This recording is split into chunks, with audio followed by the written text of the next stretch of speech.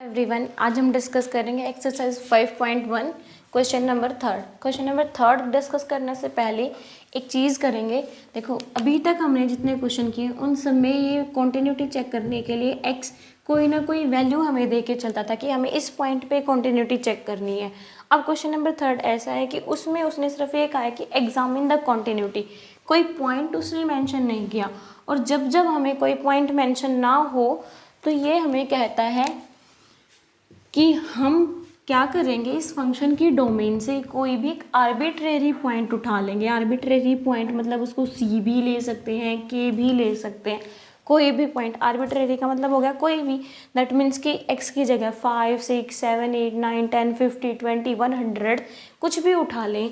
तो arbitrary point को फिर हम 100, 200 ऐसे ना लिखने की वजह सी और के इन फॉर्म्स में लिखते हैं ताकि हम इनसे चेक करें। और अगर इस सी पॉइंट पर कॉन्टिन्यूटी की हमारी सारी कंडीशन सेटिस्फाई हो जाती हैं तो हम सीधा फंक्शन को कहेंगे कि फंक्शन हमारा कॉन्टिन्यूस फंक्शन है। और इसके बाद अब हम एक्सरसाइज के अंदर हम दो टाइप के फंक्शंस पढ़ेंगे।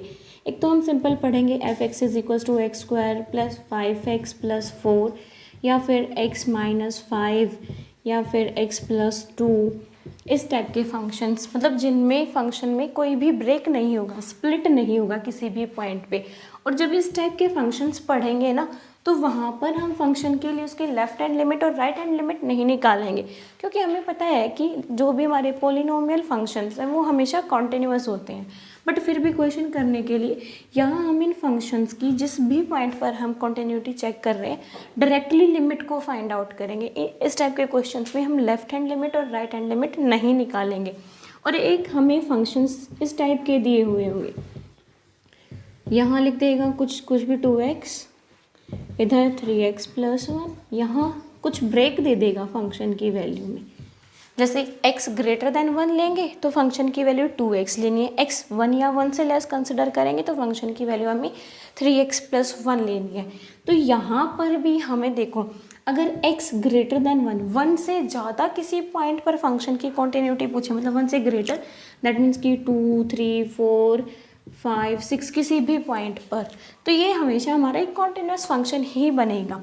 ऐसे ही अगर x की वैल्यू 1 से लेस पर, मतलब कि 0, -1, -2, -3, तब भी फंक्शन कॉन्टिन्यूस ही बनेगा। बट यहाँ हमें फंक्शन की कॉन्टिन्यूटी बेसिकली जिस पॉइंट पर x की वैल्यू में ब्रेक हुआ है उस पे चेक करनी है।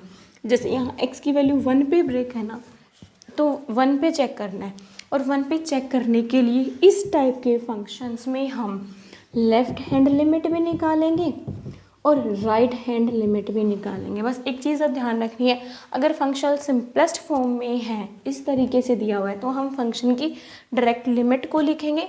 और जब फंक्शन ऐसे स्प्लिट करके दिया हुआ है तो फंक्शन की लेफ्ट हैंड लिमिट और राइट हैंड लिमिट जिस पॉइंट पे ब्रेक हुआ है उस पे ज़रूर फाइंड आउट करके देखेंगे। अब हम क्वेश्चन को डिस्कस करते हैं।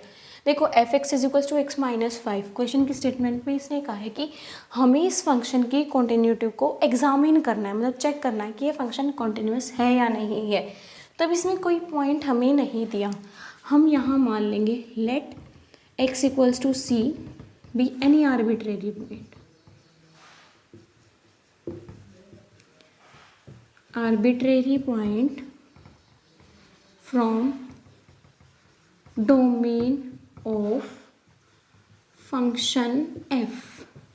हमने क्या किया, x इक्वल टू सी कोई भी आर्बिट्रेरी पॉइंट उठाया है फंक्शन f की डोमेन से, और इस आर्बिट्रेरी पॉइंट पर अब हम फंक्शन की कॉन्टिन्यूटी की तीनों कंडीशंस को चेक कर लेंगे। फर्स्ट कंडीशन हम देखेंगे क्या फंक्शन की वैल्यू इस सी पॉइंट पर एग्जिस्ट करती है। दैट मीन्स कि क्या फंक्शन की वैल्यू सी पॉइंट पर डिफाइंड है। एफ एक्स हमारे पास था x माइनस 5 में, फंक्शन की वैल्यू निकाल रही हूँ सी पॉइंट पर, तो x की जगह हम पुट कर देंगे c माइनस 5। दैट मीन्स हमारी ये वैल्यू आ तो गई, कोई ना कोई नंबर ही आएगी। अब c की वैल्यू आप जो लोगे उसके अकॉर्डिंग, मतलब c को अगर आप 5 लेते तो 0 आ जाएगी, c को 6 लिया तो 1, 6 को 7 लिया तो 2। दैट मीन्स कि फंक्शन की वैल्यू इस पॉइंट पर एग्जिस्ट करती है।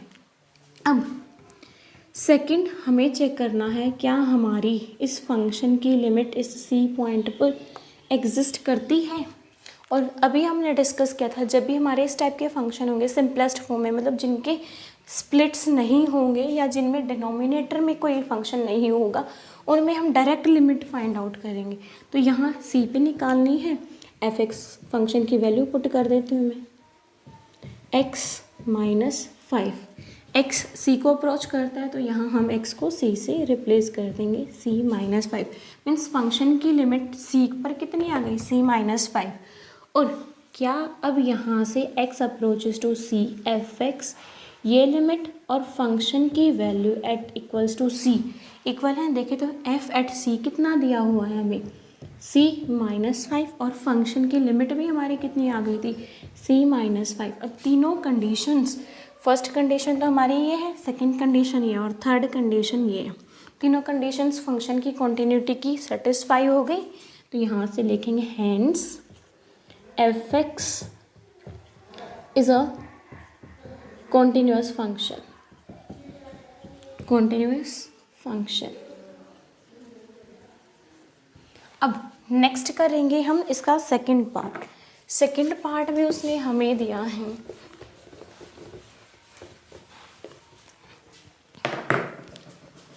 F x is equals to 1 over x minus 5, x is not equals to 5। अब देखो थर्ड क्वेश्चन सेकंड पार्ट, इसी क्वेश्चन का सेकंड पार्ट है। फंक्शन एफ एक्स उसने डिफाइन कर दिया 1 ओवर एक्स माइनस 1 और इसने ये दे दिया कि इस फंक्शन के अंदर x 5 के इक्वल नहीं है, मतलब हमारे पास x की 5 वैल्यू हमें नहीं लेनी, उसके अलावा हम x की कोई भी वैल्यू ले सकते हैं। तो अब इस फंक्शन की हमें कॉन्टिन्यूटी और डिसकॉन्टिन्यूटी चेक करनी है। तो इसके लिए फिर से हम c कोई भी आर्बिट्रेरी पॉइंट उठाएंगे फंक्शन f की डोमेन से, डोमेन ऑफ f से c उठाया, फिर से हम इन तीन कंडीशंस को ही चेक करेंगे। फर्स्ट कंडीशन फंक्शन की वैल्यू एट पॉइंट c पर हमारी डिफाइंड है या नहीं है, तो 1 ओवर c माइनस 5। अब देखो x हमारा 5 के इक्वल नहीं हो सकता और c हमने फंक्शन की डोमेन से उठाया है, तो c भी हमारा 5 नहीं हो सकता। 5 के अलावा हम c की कोई भी वैल्यू ले सकते हैं। दैट मीन्स अगर c 5 नहीं है तो ये हमेशा हमारा एक डिफाइंड नंबर आएगा, मतलब 1/0 की फॉर्म इसमें बनेगी नहीं और 1/0 की फॉर्म नहीं बनेगी, तो this is always defined, means ये हमारा हो गया डिफाइंड। सेकंड हमें चेक करनी है फंक्शन की limit, limit x approaches to c f x, वो फाइंड आउट करेंगे, सीधा फंक्शन की वैल्यू पुट कर देते हैं इसमें भी, 1 over x minus 5 find out की, ये भी हमारी 1 ओवर c माइनस 5 आ गई। अब थर्ड कंडीशन देखते हैं। थर्ड कंडीशन देखना क्या, देखो फंक्शन की वैल्यू पॉइंट c पर 1 ओवर c माइनस 5, फंक्शन की लिमिट c पर 1 over c minus 5 means function की वैल्यू और लिमिट बोथ आर इक्वल। मैं लिख सकती हूँ limit x approaches to c f x is equals to f at c is equals to 1 over c minus 5। फिर से हमारी तीनों कंडीशन से सेटिस्फाई हैं और अगर तीनों कंडीशन सेटिस्फाइड हैं तो f x equals to 1 over x minus 5 is continuous function.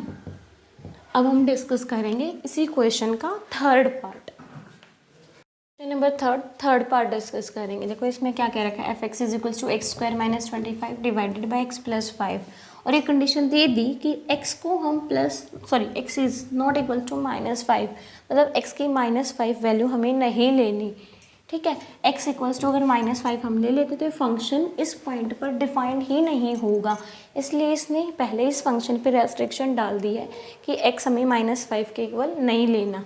तो अब इस फंक्शन की हमें कॉन्टिन्यूटी चेक करनी है। फिर से हमें कोई भी पॉइंट नहीं दे रखा, अगर कोई पॉइंट नहीं दे रखा तो हम c point domain of f से लेंगे, let c be any arbitrary point from domain of function f, function के डोमेन से हमने लिया। अब इसकी कॉन्टिन्यूटी सी पॉइंट पे चेक करनी है।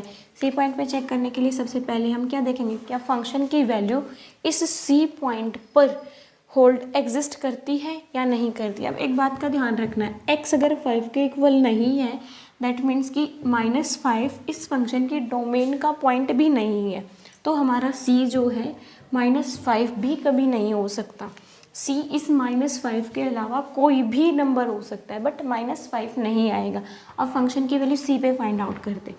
f एट c कितना आ जाएगा, c² -25 डिवाइडेड बाय c + 5। और इसको थोड़ा सा और सिंप्लीफाई करना चाहे तो c - 5 c + 5 divided bye c - 5 ऐसे भी लिख सकते हैं। यहाँ हमने क्या यूज़ किया, 25 है ना, तो c² एज इट इज़, 25 को मैं 5² लिख सकती हूँ।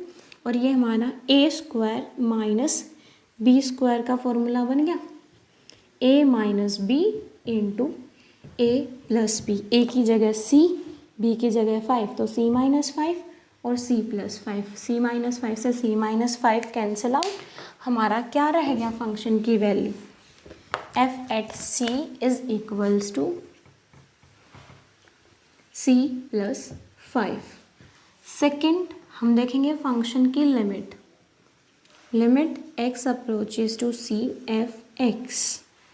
अब f(x) हमारे पास ये है, पुट कर देंगे, limit x approaches to c x² - 25 divided by x + 5। और यहाँ पे हम लिमिट जब पुट करते हैं जब हमारा फंक्शन पूरा सिंप्लीफाइड हो जाए, जितना हम उसको सिंप्लीफाई कर सकते हैं। तो यहाँ पहले इसको सिंप्लीफाई करते हैं। सिंप्लीफाई करना मतलब हम यहाँ पर अपना, जैसे यहाँ हमने स्प्लिट किया था c - 5 c + 5 में, तो ये हमारा कैसे स्प्लिट हो जाएगा, limit x approaches to c a² - b का फॉर्मूला लगाएंगे, x - 5 into x + 5 divided by x + 5। x + 5 से x + 5 cancel out, x c को अप्रोच करता है तो c यहाँ लिमिट पुट कर देंगे इसके अंदर, और ये हमारा कितना आ गया, c - 5। और अब अगर हम यहाँ से देखें तो देखो फंक्शन की वैल्यू c पॉइंट पर हमारी कितनी आ गई, c + 5, और लिमिट अगर c पॉइंट पे देखें, सॉरी ये यहाँ पे हमारा +5 था, तो c - 5 और c + 5 c + 5 से कैंसिल होके यहाँ c - 5 बचेगा।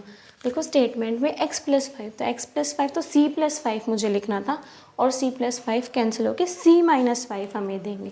तो देखो फंक्शन की वैल्यू c पॉइंट पर c - 5, फंक्शन की लिमिट c पॉइंट पर c - 5, दोनों इक्वल है। दैट मीन्स मैं यहाँ से लिख दूँ limit x approaches to c